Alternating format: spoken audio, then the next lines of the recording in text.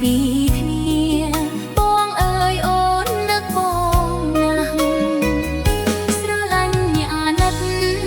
គិតបងគ្មានពេលហើយលហើយនឹកអូនវិញទេប្រ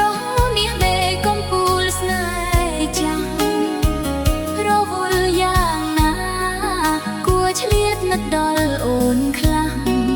ឈឺជាឲ្យអូនដឹងច្បាស់អូននេះចាំជួយរំលែកបន្តទំហំនៃដួងចិត្តអាណិតធំជាងស្រលែងពេលញោមពេលគេងស្រមៃឃើញបងនឹងភ្នែកការងារស្រាលធ្ងន់ប្រងស្ងួនកុំសើប្រឹងពេ